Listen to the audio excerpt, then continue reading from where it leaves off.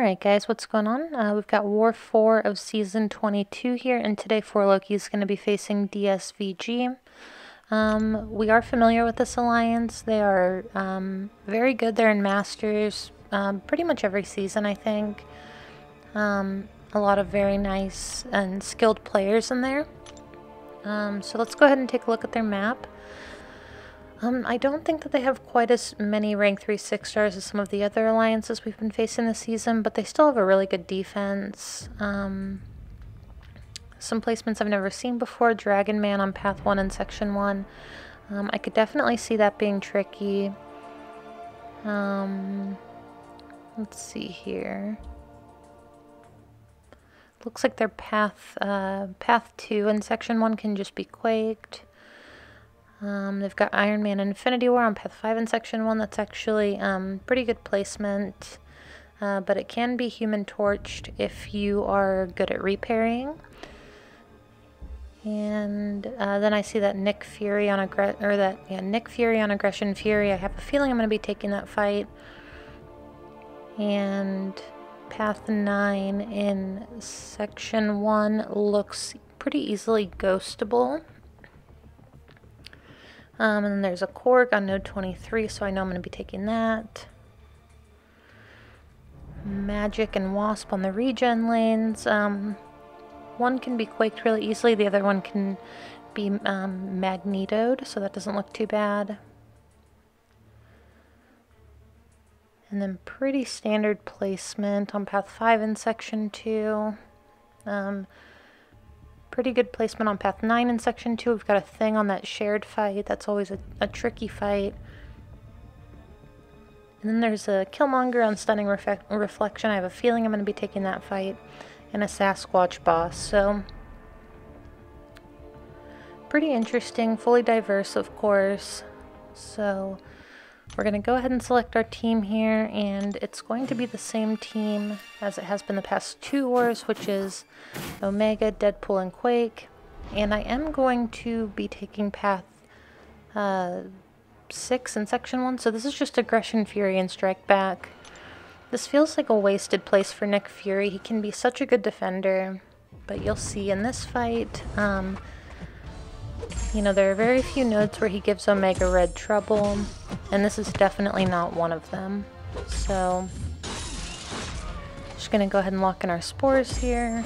Don't really want him throwing his special one.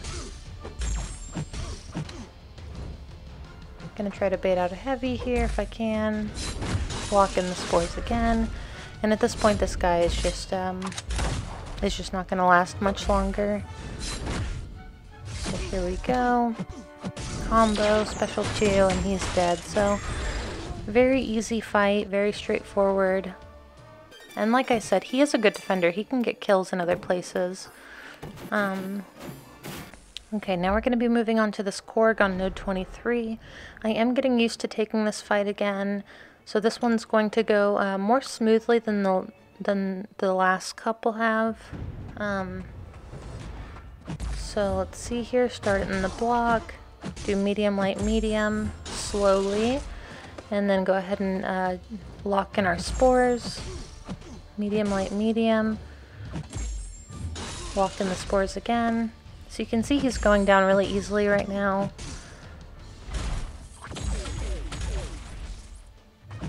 Alright, lock in the spores again. He is being pretty liberal with the special one, but as you can see, you can actually punish that special one even if you take it on the block. So that's kind of what I'm going to do. Just keep his prowess down.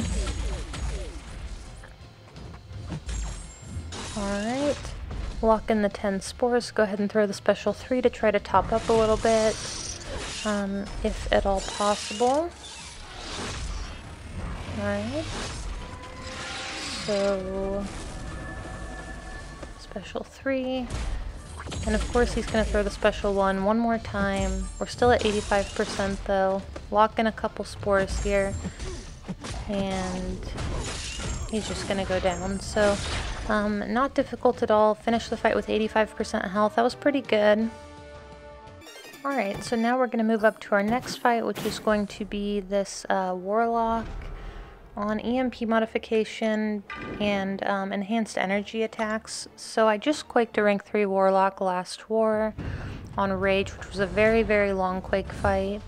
So I wasn't concerned about this one at all. I'm just gonna get in the corner, do the quake thing, and yeah, it's really not too bad. You can tell when I'm a little bit nervous when I'm quaking because I do extra dashbacks, even if I know that that was the end of his combo. So if you ever want to know if I'm like how nervous I am in a war fight, especially if I'm using Quake, just watch for extra dashbacks, and then you can see when I kind of calm down and realize there's nothing to worry about. But you can see it's just a couple cycles with Quake. Haven't made contact at all yet. That'll finish the fight, so about 45 seconds, not bad. And now we are going to move up to path 2 here in section 2. So this is going to be a Terrax on the strike counter combat power rate. Doesn't really matter, we're just gonna quake him. So Terrax is not a defensive defender, so stubborn doesn't apply. I can do full deck style here. It seems like he should be a defensive defender, since it seems to be kind of the whole reason for his existence, is defense. So I accidentally let off my heavy there. Completely my fault. So now I'm just going to get back to the normal quake thing.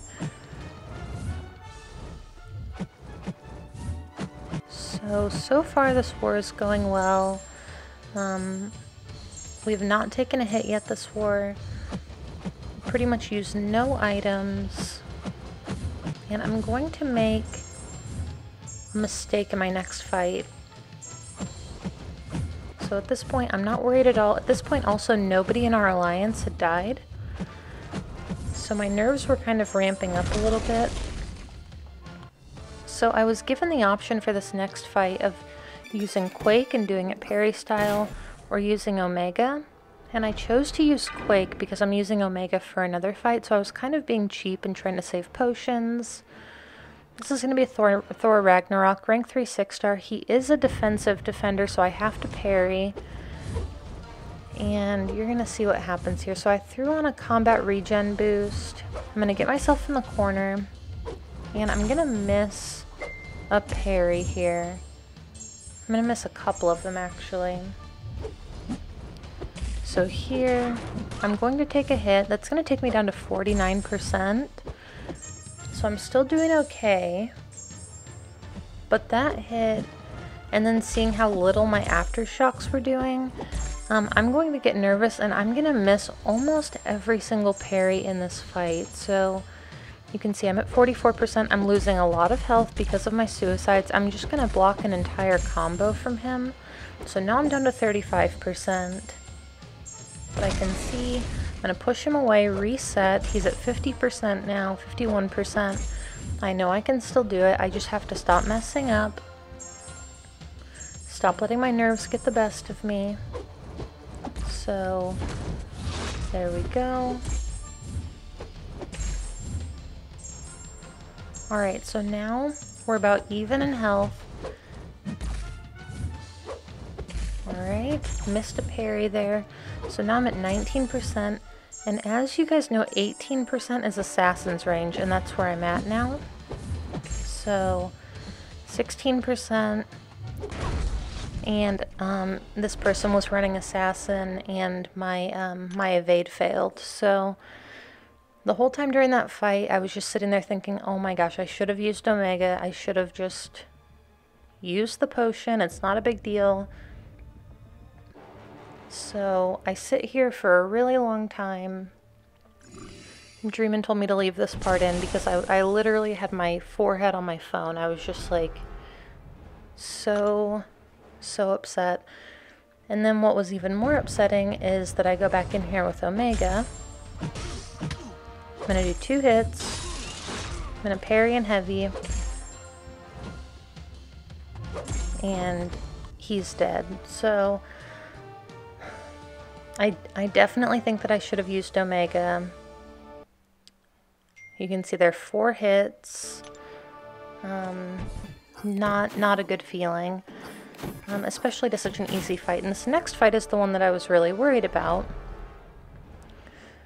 Someone had died right before me, so I wasn't the first death in the Alliance, but pretty close to it. This is going to be Stunning Reflection and Polka Dot Powered Killmonger. I have taken this fight before. I am pretty comfortable with it. And it's only a rank 5 5-star. So there I was trying to block hit him, but I accidentally hit him, which is fine. Just gonna walk in my spores here. And the name of the game here is to just block and heavy. It's, you know, I mean, there's really nothing to this fight. So then you want to bait out special 2s. So here we go. Go in here. Bait out a heavy attack. Walk in the spores again. And yeah, as long as you don't get cornered, this fight is unbelievably easy. There we go, finish it with 93%. So I was really happy with every single fight in this war. The one time that I took a hit in this war, it completely cost me. But we did end up winning this war. I usually don't show the death count, but I wanted to show that my alliance finished with 3 deaths total. This was such a good war for us. So proud of everybody in my alliance. And Battle Group 3 finished with 2 deaths, Battle Group 2 with 1, Battle Group 1 with 0. So very, very cool. Everyone did such a good job. It was like everyone was on their A game except for me, and like, I mean, really, like, everybody played well this war. So anyway, thank you guys so much for watching, and I will see you guys in the next one.